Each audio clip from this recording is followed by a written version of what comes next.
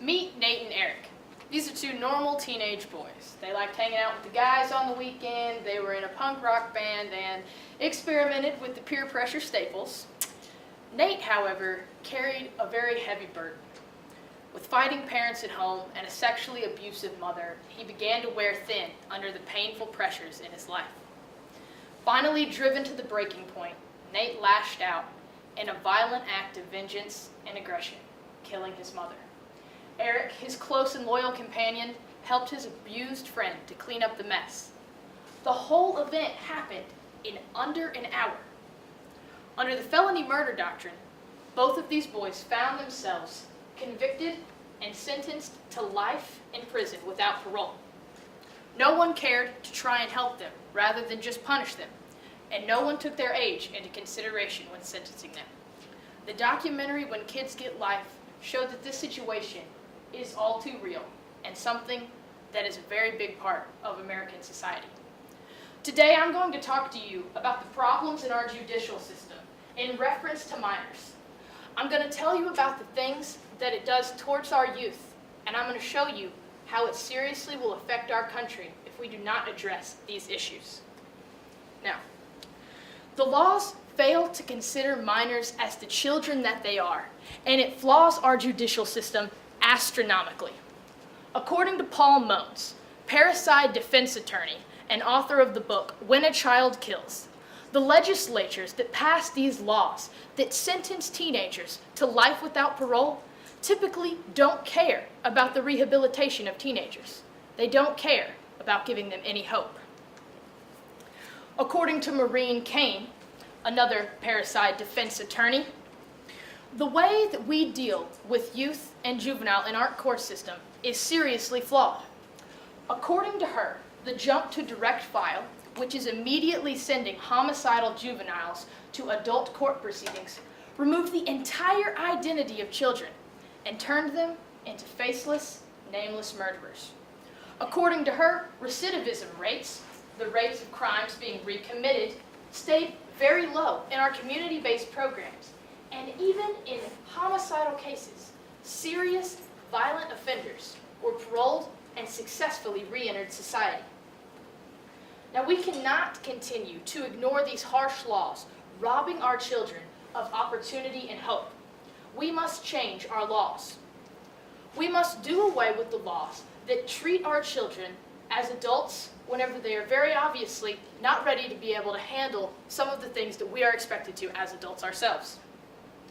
According to the documentary When Kids Get Life, felony murder is a legal doctrine that holds an individual who commits a violent felony responsible for a death that occurs as a result of that felony, regardless of whether or not that death was intended or directly caused. We must do away with laws like this for minors. We need to stop using adult models of incarceration methods for our children whenever community-based programs have obviously shown to be greatly beneficial towards them, have produced consistently low recidivism rates, and have helped children get their lives back on track. Defense attorney Paul Mones has never had a single kid who was paroled recommit that offense. We must acknowledge this. If we do not take this time and commit ourselves to reclaiming the identity of children in the courtroom, our nation will face detrimental consequences. We will be stuck in the rut of a nation where the same child that cannot be interrogated without his parents present, the same child that cannot sell her bicycle, the same child that cannot enter a pool hall, buy a drink, or vote, can and will be sentenced to life and death in prison. Rather than be revered as a nation with low prison rates and a system that saves children who have fallen into crime, we will be despised as the only country that commits this violation of international law, sentencing minors to life and death in a jail cell. And yes, we do stand alone as the only country that hands down life without parole sentences to minors.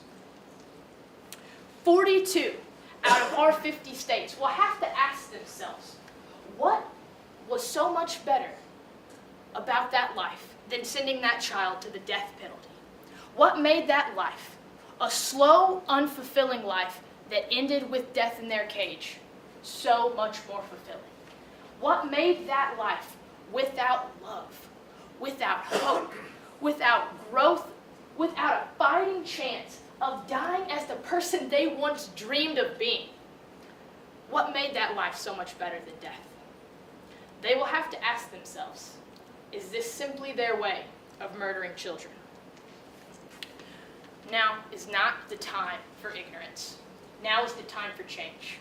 You can see that these laws are not fair, that they affect our children's lives in a very detrimental way, and that our country as a whole would be so much better off without them.